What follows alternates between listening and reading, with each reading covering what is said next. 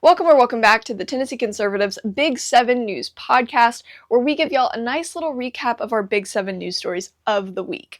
My name is Adelia Kirchner. I'm one of the writers here at the Tennessee Conservative, and this week we've got some interesting stuff in the lineup. At least I think so. You might not think so. Guess you'll have to listen/watch and let me know. But yeah, we've got Shelby County Schools allegedly destroying documents prior to a scheduled forensic audit, a county mayor who's refusing to fly the pride flag at their local courthouse, props to him, and of course some coverage of this past weekend's No Kings protests, amongst a few other things. But before we get into all of that, subscribe to our free daily e-newsletter. You just have to text NEWS to 423-205-5600. That's 423-205-5600. You can also follow us on X, Truth, Getter, Gab, Rumble, and MeWe. You know, all those good platforms that do not censor our content, so you can actually see everything that we post. Alright, first story of the day. We have Tennessee County Mayor stands firm against flying rainbow flag at courthouse for Pride Month. Republican Wilson County Mayor Randall Hutto is standing firm against demands that he allow the pride flag to be flown at the county courthouse during the rest of June.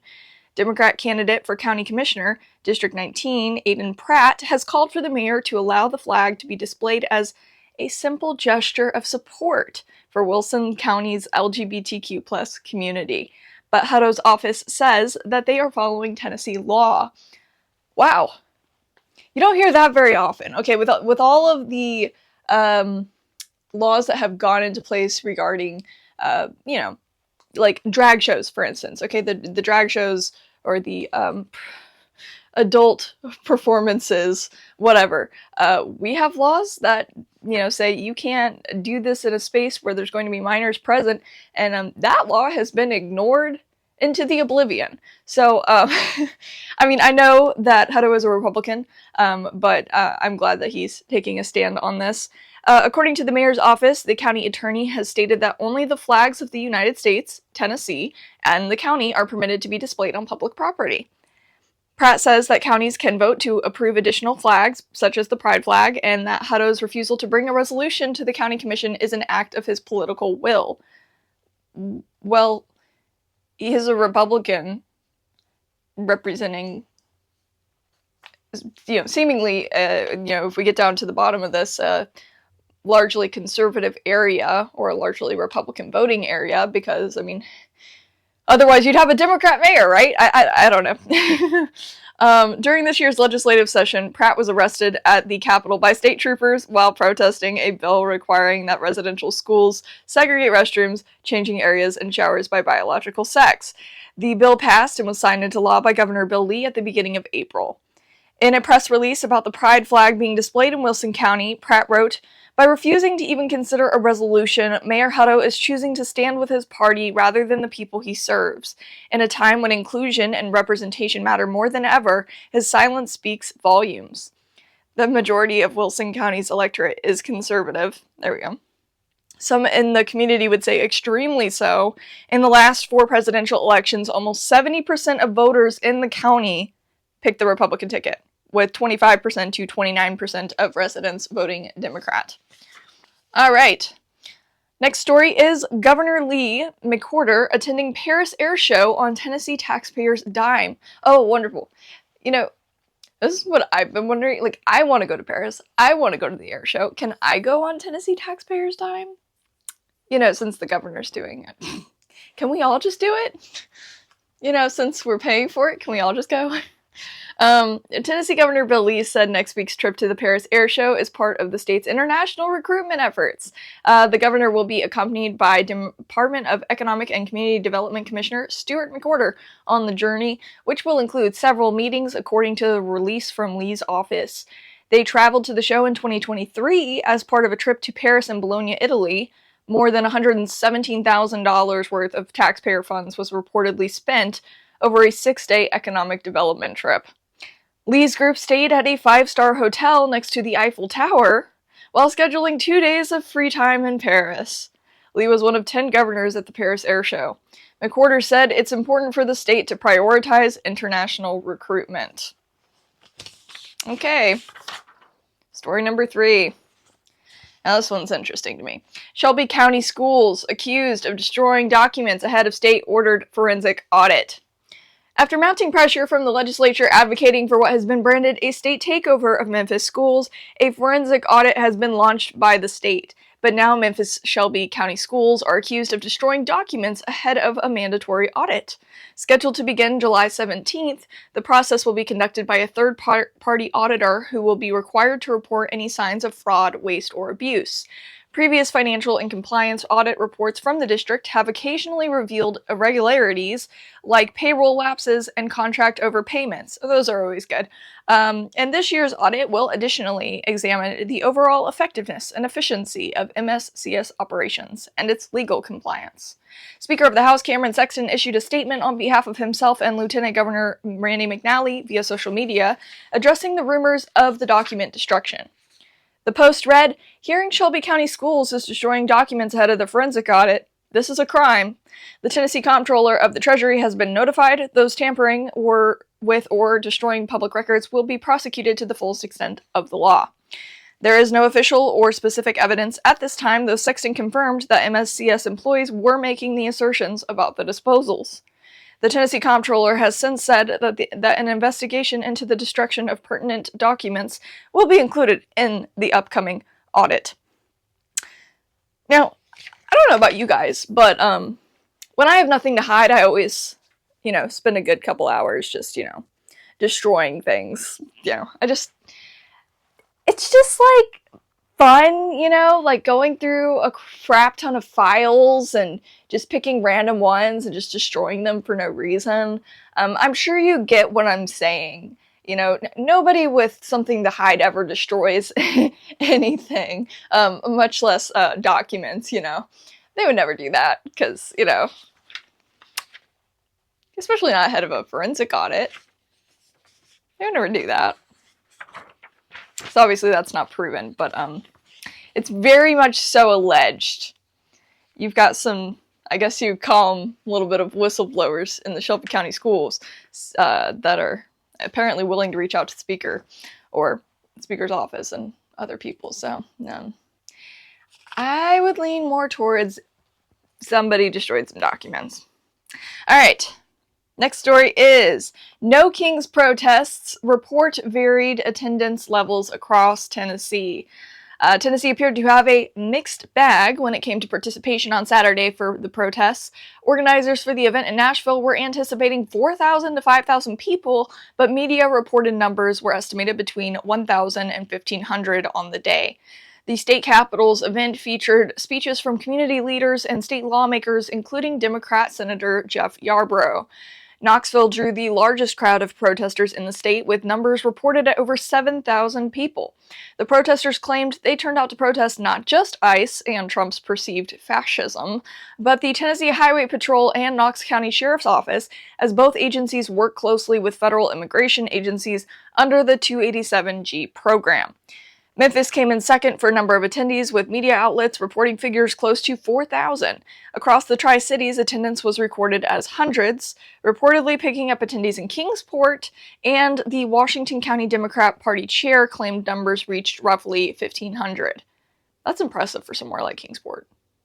I mean, good for them. Not really, but good for them. The Gallatin event supposedly also drew hundreds to the Sumner County Courthouse.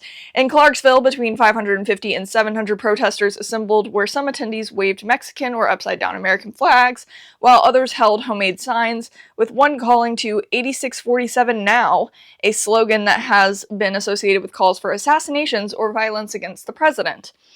Taking a humorous approach, President Trump posted on social media over the weekend acknowledging the nationwide events, writing, "A huge thank you to all the No Kings protesters. I was very concerned a king was trying to take my place, but thanks to your tireless efforts, I am still your president.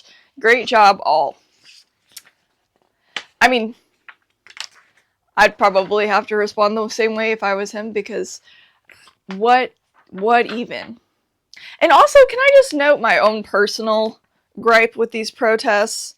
Okay, like, these are just the numbers here in Tennessee, okay? And, Nashville's a big city, but there's also a lot of other big cities across the U.S. that were having these exact same protests over the weekend.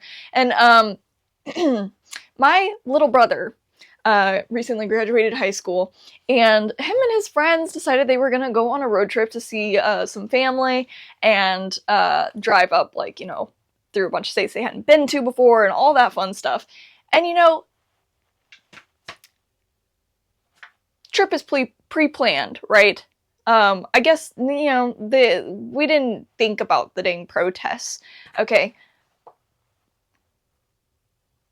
You can't stop in these big cities that you've never been to before when you've got hordes of grown adults, like, protesting no king. When we don't have a king, we're not going to have a king. That would require a lot in order for Trump to become king, you know, as in, like, overturning the entire governmental system that we already have. I mean, I'm not saying it's not a possibility for that to happen at one point or another, but what I am saying is my siblings, my brother did not want to risk getting out in some of these cities to explore some of these cities, like, I don't know, New York City, amidst protests, you know. I wouldn't want to either. Anyways.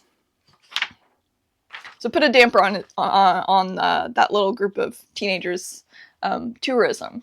So that's one downside to those protests. Okay, next story. We've got funding for Pride event down following federal state initiatives to end support for DEI. Organizers for Nashville Pride report having lost several longtime supporters ahead of their 2025 event. With a significant budget gap to fill, the board of directors is calling on all participants to step up by donating, volunteering, becoming a sponsor, and to show up where others have stepped back. Since President Donald Trump's executive order at the beginning of the year, which ended government support for diversity, equity, and inclusion programs, organizations in Tennessee have scrubbed DEI language from their websites, and budgets for DEI spending are allegedly way down. The Tennessee General Assembly also passed legislation earlier this year aimed at stopping DEI programs and hiring practices, and also cracking down on DEI departments in governmental and public institutions. The Dismantled DEI in Employment Act ensures that hiring decisions for local governments, local school districts, and public institutions of higher education be based on merit rather than on any other metrics such as race, color, religion, sex, national origin, race, or disability. The new law encourages hiring decisions to be based on selecting highly qualified candidates rather than hiring an individual to achieve DEI goals. Sounds good to me. A second law prohibits departments, agencies, or other units of state government or political subdivisions of the state from maintaining or authorizing offices or departments that promote or require discriminatory preferences to increase diversity, equity, and inclusion. The pushback against DEI in the public sector is influencing the corporate world as well, with corporate sponsors reporting having a fraction of previous budgets to spend on DEI events. Oh no, I'm so disappointed. The turmoil in my heart right now. For some corporations that are still giving, they no longer want to be acknowledged for their contribution, perhaps fearing political backlash. Now we've got something interesting for you Chattanoogans out there. New state report recommends TBI crime lab for Chattanooga. A recent state draft report submitted by the Tennessee Advisory Commission on Intergovernmental Relations recommends the establishment of a small TBI crime lab in Chattanooga. The proposed crime lab would focus on drug-related evidence and toxicology. This recommendation is part of a larger effort to expedite the examination of criminal case evidence across the state. Currently, Chattanooga law enforcement submits crime evidence to Nashville for evaluation. While there are also TBI crime labs in Knoxville and Jackson, the draft report notes that these labs are all running out of physical space for the amount of work that needs to be conducted. Back in 2024, Democrat Senator Sarah Kyle and Democrat Representative G.A. Hardaway, both from Memphis, brought forward legislation directing the Advisory Commission to study the feasibility of a Shelby County crime lab and the impact of such a crime lab on public health, safety, education, housing, and the economy for citizens and visitors of Shelby County, the city of Memphis, the state, and the Tennessee, Arkansas, and Mississippi tri-state region. This was to be done with the assistance of TBI, the District Attorney General's Conference, and the Department of Safety. While the Democrat-sponsored legislation passed in the Senate on April 18, 2024, it failed to receive passage in the House. Despite this fact, in May 2024, Republican Representative Ryan Williams from Cookeville requested that TASER, the commission thingy, undertake a broader study to evaluate the feasibility and need for establishing additional crime labs throughout the state, including the existing labs' capacity to process evidence efficiently and consideration of potential locations for any new crime labs to optimize resources. And it is my understanding that over the last 4 years, the General Assembly has approved, I think, like 50 additional crime lab scientist positions for these TBI labs, and 49 of those positions have been filled. And then over in Memphis, you've got Senator Brent Taylor working on some things, trying to get two new scientists hired into the lab in Jackson to focus specifically on Memphis crime evidence. But yeah, so you've got a lot of new positions and not enough space for those positions, for those efforts. So yeah, Chattanooga is gonna probably be getting a small new little crime lab. So that'll help. I believe it's supposed to focus specifically on drug-related evidence, if I remember correctly. All right, last story of the day, friends. We've got Clarksville City Council to vote on property tax increase for second consecutive year. After the Clarksville City Council approved a budget that included $844 million in expenses and raised property taxes last year, the council is preparing to vote on the 2025-2026 fiscal year budget, which includes another increase for city taxpayers. Proposed by Mayor Joe Pitts, the increase would raise property taxes another 15 cents, taking the current rate of 88 cents per $100 of assessed value up to $1.03. Pitts cited growth, inflation, and the critical need to expand services in his proposed letter as justification for the increase, and stated that rapid growth is driving every aspect of the budget. Alongside the tax increase, the budget also looks to address storm water drainage and a 2.5% general wage increase for all eligible city employees. Capital projects will supposedly be scaled back under this budget, opting to shift focus to transportation projects, though those are already underway, including the construction of a downtown performing arts center funded through the city's hotel-motel tax, which will proceed as scheduled. Finally, the general funds budget proposal contains 30 new government positions, including 8 within the police department, 8 within fire and rescue, and 6 in parks and recreation. The city council will take the final vote on June 24th. And that is coming up very shortly, my friends in Clarksville. If you want the full and complete rundown on any or all of our Big 7 news stories of the week, make sure to check out the links in the description below or head straight over to TennesseeConservativeNews.com. If you like what we're doing and want us to keep it up, please consider donating to support the cause. All you have to do is, again, go to TennesseeConservativeNews.com and hit that orange support button. It's like a rectangle, and it's real cute and tiny, and it's up in the right-hand corner of the website, and you just like move your little digital mouse up to it and you just go click. Anyways, there's also a cute little yellow button right next to it that you can click to subscribe to our free weekday newsletter. That way you get a nice little email every weekday that fills you in on our big news stories of the day. Also, don't forget to check out the Tennessee Conservatives podcast on your favorite platform and leave us a 5-star review.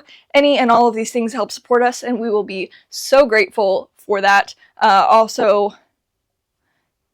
Well, there is no also. As always, your listenership is appreciated, your readership is appreciated, and I hope you have a good rest of your Friday. We'll be back soon with another Big 7. Bye!